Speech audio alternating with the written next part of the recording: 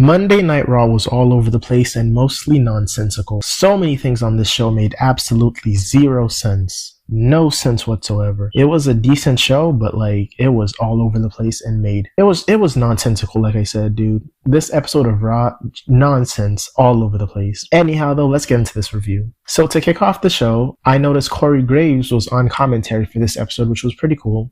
I remember there was like some controversy around Corey Graves and Raw on Netflix and stuff like that, so it's pretty cool that Corey Graves was on commentary. He was pretty entertaining throughout this whole show. His commentary style, his jokes, they were hitting. Everything was like fun from him. I found Corey Graves really entertaining this episode of Raw, and he's really good on commentary, honestly. Very underrated. But anyhow, though, let's get on with the show. So to start off this episode of Monday Night Raw, we started off with a segment, an in-ring promo from Dirty Dominic Mysterio and Liv Morgan. So Liv and Dominic get in the ring. Liv says that this is her division. The women's division is her division. Liv said that she paved her own way and Nikki Bella had nothing to do with it and had nothing to do with her success, and Nikki Bella had nothing to do with where Liv Morgan is at today. Because Nikki Bella keeps saying that she paved the way for the women of today, Liv Morgan made it clear that Nikki Bella had nothing to do with it and she did all this by herself. Liv says she is not asking for respect anymore. She's demanding it. She demands everybody respect her, the women, the men, the fans, everyone. She's not asking for respect anymore. She's demanding it.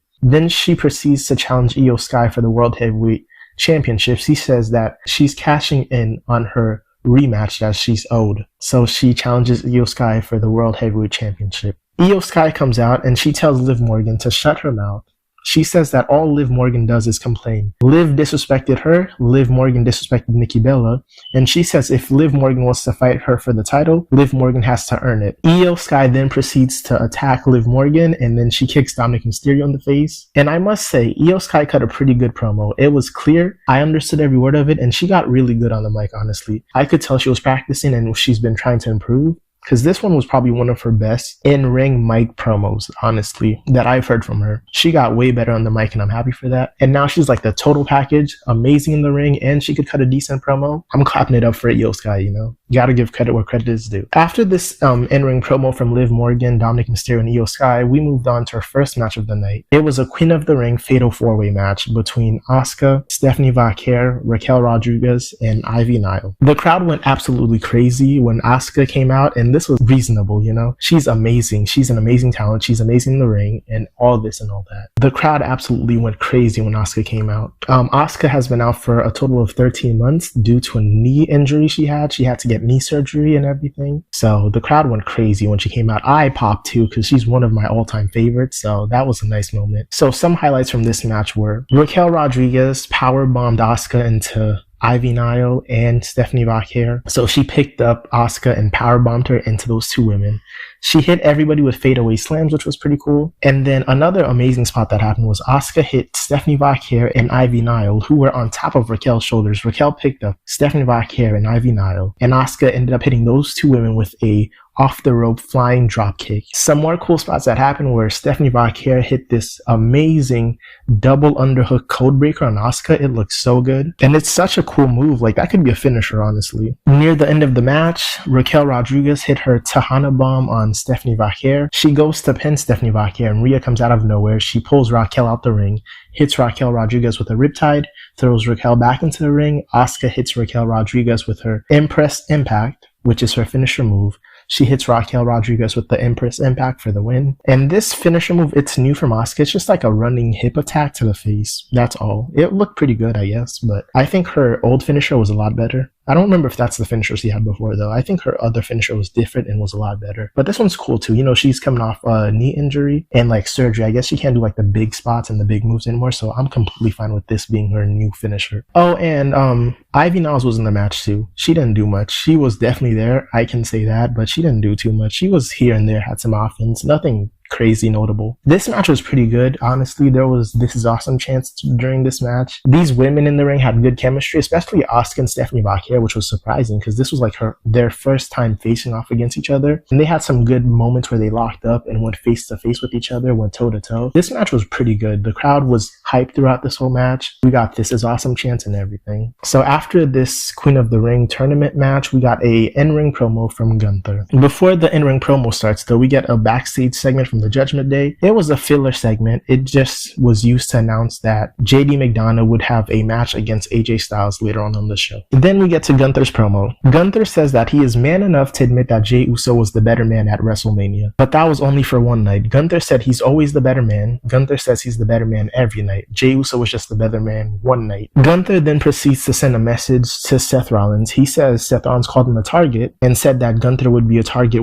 if he won the World Heavyweight Championship. Well, now Gunther has the World Heavyweight Championship, and he's going to make it very easy for Seth Rollins. Gunther says, if I'm a target, I'm going to make it very easy for you. I'm right here in the middle of the ring. Come face me if you want to. And that's all Gunther says. And out of nowhere, Goldberg's music hits. Goldberg comes out. I'm calling him Oldberg. This man is too old to be coming out and wrestling and doing anything in the ring at this point. Jesus Christ. Anyways, though, Oldberg comes out. He tells Gunther that he's here to celebrate with Gunther. He's here to celebrate Gunther winning the championship. He says that he's proud of Gunther. He says that Gunther started something with him a few months ago in ATL in Atlanta, Georgia. Between Goldberg and Gunther attacked his family and stuff like that, like verbally, you know. Goldberg says that Gunther started something with him a few months ago. And Goldberg says that he's going to make sure to end it in ATL, Atlanta, Georgia again, at WWE main event. And he says, Gunther, you're next. So Goldberg challenges Gunther to a World Heavyweight Championship match in Atlanta, Georgia at WWE main event. So that match is set in stone. That match is created. So that's our next rivalry for Gunther. And I have a really big problem with this rivalry in this match because Jey Uso literally lost his championship. So this match can be set up. So this match can be made.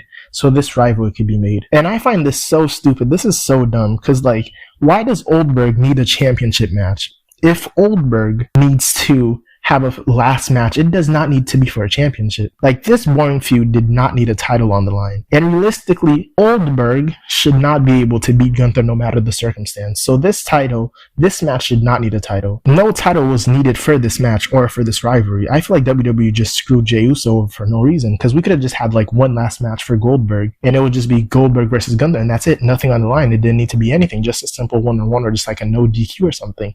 Like, there was no need for there to be a championship on the line. Nobody believes that Goldberg is realistically, like, he could be Gunther story-wise, WWE-wise, but like age-wise, Gunther is the younger competitor, you know, younger, faster, stronger at this point. There is no way that people believe that, you know, they would believe that Goldberg at his old age is going to be able to beat Gunther, the reign general. Like, it wasn't a realistic match in the first place. It didn't make sense in the first place. And now you just strip Jey Uso of his World Heavyweight Championship just to add it as like a stipulation type of thing to make it more interesting. But it's not more interesting. It just makes even less sense now. Like, this rivalry, this feud did not need a title on the line. And they didn't need to take the title off Jey Uso for this nonsense, you know? Just set up a match between Goldberg and Gunther, a normal one-on-one, that's it. Like, why did Jey have to lose the title? Like, I was getting tired of Jey holding the title, yeah, because he couldn't cut promos, but he wasn't a terrible champion by any means to where they need to strip him of the title just like that, just to set up another rivalry, something else that's pointless. Really, man? Like, that made no sense to me. I'm like, this rivalry did not need the title. They didn't need to just strip Jey Uso of the championship just for this. Like, that really bothered me. But anyhow, though, after this promo from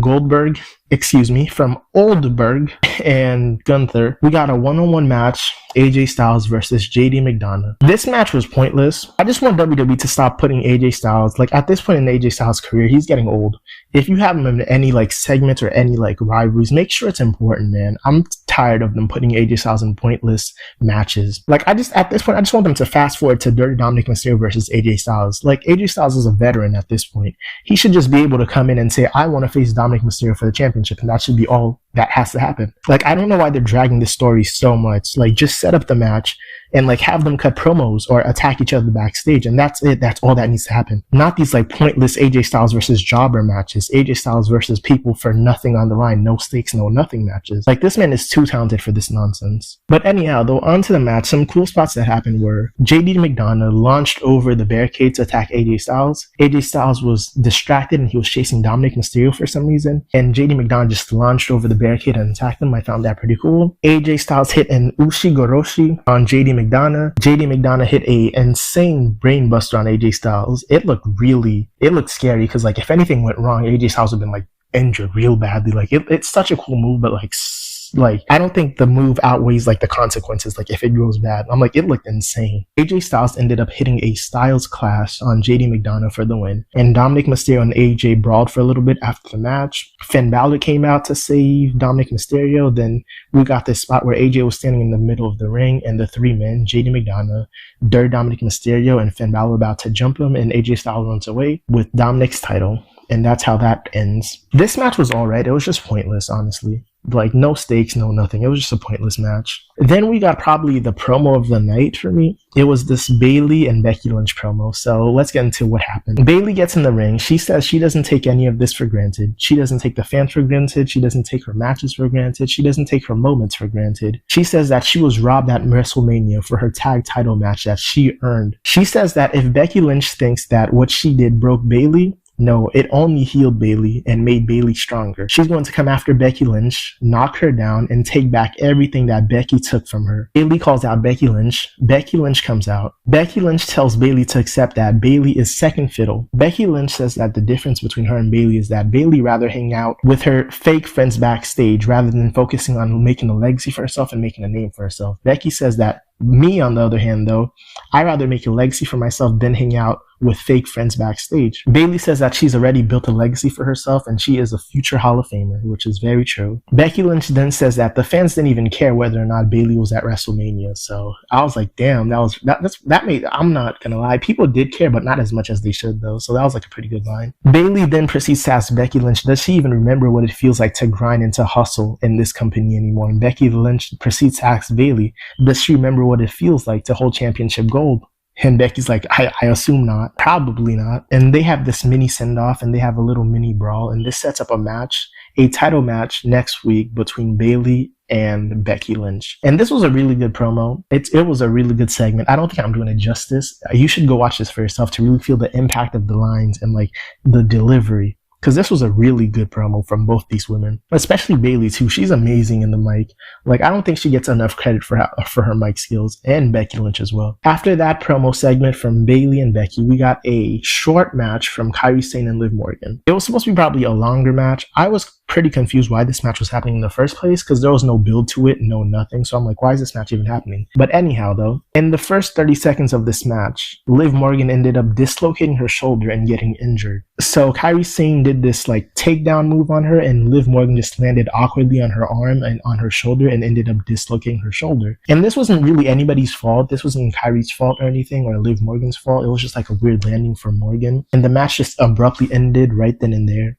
And the match was literally like a minute long. Not even. The match was like one move, honestly. One move, like 30 seconds long. And anyhow, though, after that, the match got called off. Liv Morgan got carried off backstage. Or, well, like, the doctors walked her backstage, you know? But she got taken backstage. And then I think it's confirmed now that Liv Morgan definitely dislocated her shoulder. So I hope she gets well soon. I hope it's not a serious injury, you know? But after that, though, we got our main event. The last match of the night which was the King of the Ring Fatal 4-Way. Jey Uso versus Sheamus versus Rusev versus Big Bronson Reed. So some cool spots from this match were Bronson Reed sends Sheamus flying into the steel stairs. Rusev sent Bronson Reed flying into the steel stairs. Jey Uso hit a suicide dive on Rusev onto the outside area. Bronson Reed power slams Rusev on the outside area almost through like the announcer's table. Jey Uso had like a super kick fest where he was just super kicking everybody in sight. Sheamus hit the 10 beats to the chest on Big Bronson Reed. Sheamus hit a top rope dive onto Bronson Reed, who was on the outside of the ring area, which was crazy. I'm like, Sheamus is athletic. He needs credit for his athleticism, man. Sheamus hit Bronson Reed with a white noise. He like literally picked up Bronson Reed and hit him with a white noise. I'm like, bro.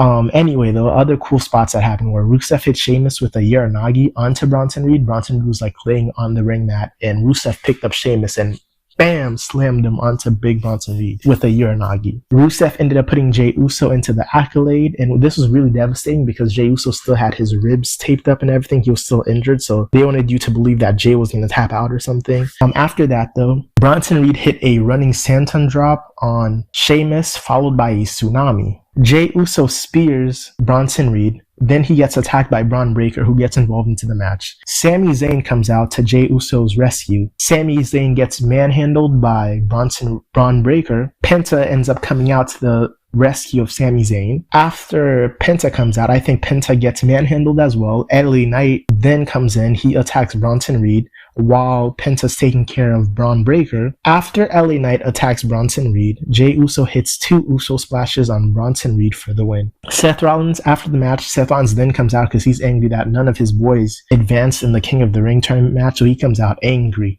like stomping to the ring, and he's about to attack Jey Uso, and out of nowhere Cody's music hits. Cody rushes into aid of Jey Uso. Seth Rollins and Cody have this like stare down, and then Seth Rollins ends up just backing down and he exits the ring. Nothing happens, no brawl, no nothing. And this was really confusing me because I'm like, if I'm being honest, like the sequence of events did not make any sense. Like, why was Cody even on Raw? Why was LA Knight on Raw? Like, these are SmackDown guys. They did not need to be there. And like, I can overlook LA Knight's interference because like he got attacked by Bronson Reed and Braun Breaker. But Cody Rhodes had no business being out there, and it was just for like a cheap pop, you know? But this was definitely the match of the night for me. Amazing moments, big pops and everything. This was the match of the night. This was a really good King of the Ring Fatal 4-Way match. This was like by far the best match of the night, the most entertaining match for me. Even though most of it didn't make sense, I'm like, why is this person out here? Why is this happening? This is just for a cheap pop. This didn't need to happen. This was on my mind like throughout the whole show. Like a lot of this show did not make any sense. But anyways though, since we only got 2 good matches and 1 good promo, I rated this episode of Monday Night Raw 6 out of 10. Like, all things considered, if we take out all the interferences, the cheap pops, and the cheap moments, like, this episode would have absolutely been boring and pointless, and it would have been garbage. So, like, I'm not counting in, like, I'm overlooking the cheap pops. I'm overlooking, like, the pointless stuff. I'm overlooking the interferences. I'm overlooking, like, the cheap moments where, like, it's